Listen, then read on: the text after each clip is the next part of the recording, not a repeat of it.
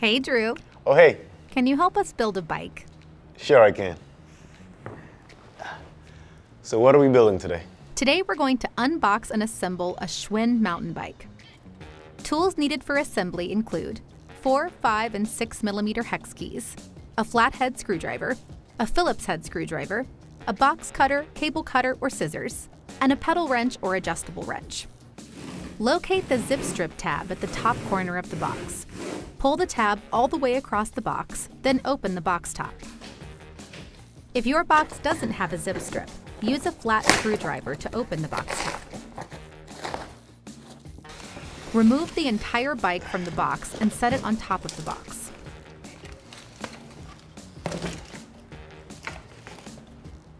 Snip off the straps holding the front wheel to the bike and remove all additional packaging from the wheel.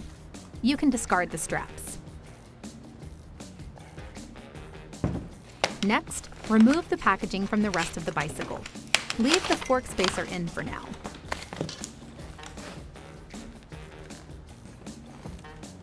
Lift the bicycle and set the rear wheel in the box, with the fork hanging over the side. Next, we'll install the stem and handlebar.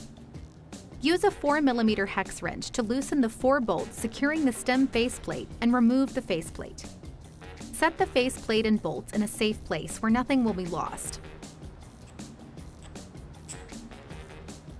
Place the handlebar in the stem and verify the brake and shift cables wrap around the frame without kinks or twisting. Reinstall the stem faceplate, but don't tighten the bolts yet.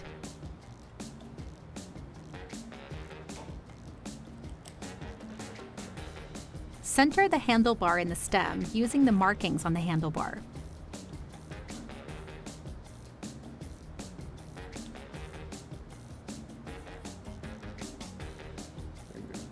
Rotate the handlebar to a comfortable position with the brake levers pointing down slightly. Next, evenly tighten the 4 millimeter faceplate bolts in a crisscross pattern.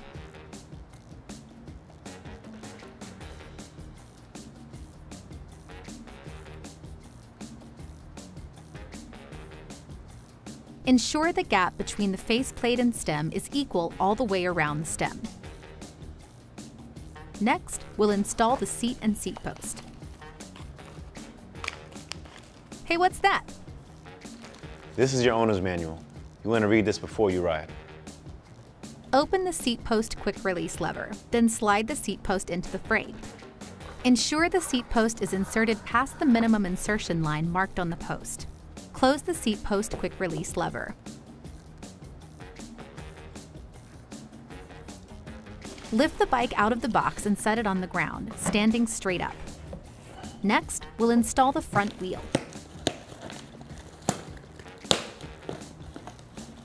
Inside the small box are the pedals, as well as the quick-release skewers for the front wheel.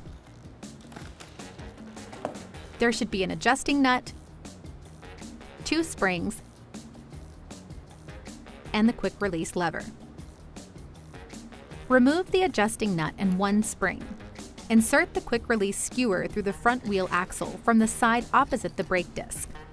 Reinstall the spring, narrow end first, and lightly tighten the adjusting nut. The order on the axle should be adjusting nut, spring, wheel, the second spring, then the quick release lever. With your foot, remove the fork spacer at the dropouts.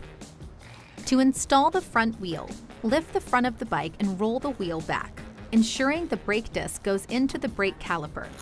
Then lower the fork dropouts onto the axle.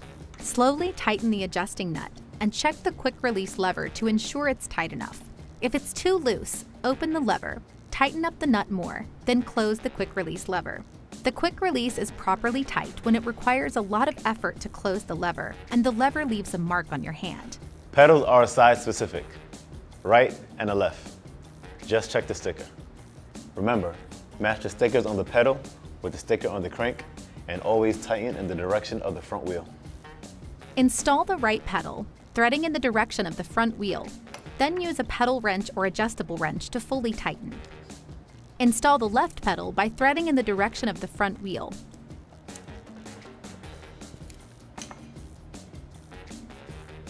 then tighten it fully with the pedal wrench or adjustable wrench. Both pedals should be very tight. Ensure the rear reflector is pointing straight back, then tighten the bolt to secure it into place. Rotate the front reflector so it points straight forward, then tighten the bolt to secure it.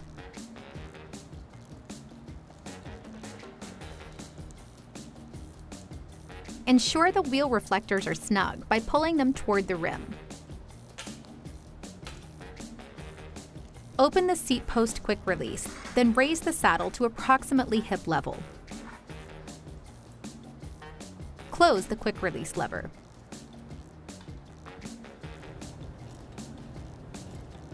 At your correct seat height, your knee should have a slight bend in it at the bottom of the pedal stroke. Straddle the front wheel and attempt to twist the bars back and forth to make sure they don't twist. Try to roll the bars back and forward to make sure they don't move. Vigorously rock and twist the saddle back and forth to ensure it doesn't move while you're riding.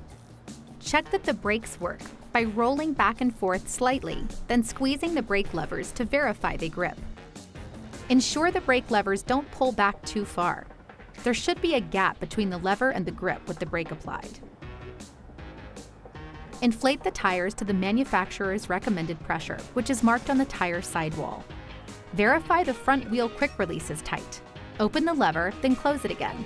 The lever should be hard to close, leaving a mark on the palm of your hand.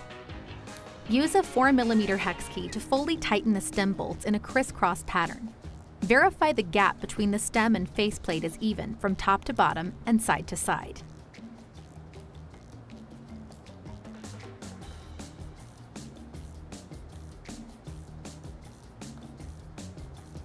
Use a 5mm hex key to tighten the two bolts that secure the stem to the fork steerer.